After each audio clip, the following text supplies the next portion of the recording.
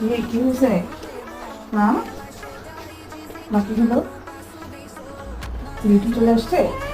হ্যাঁ বিউটি আসছে, বিউটি আসছে, কি করবো? হুম, কি হয়েছে?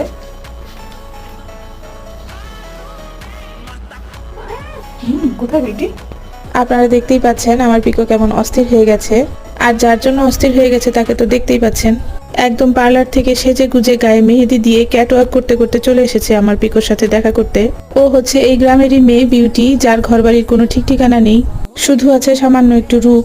আর তাই নিয়ে উঠে পড়ে লেগেছে আমার পিকোকে পাগল করার জন্য। আমার পিকো তো খুবই সহজ সরল, ও তো কিছুই বোঝে না, না বুঝেই ও তো বিউটির প্রেমে পড়ে গেছে।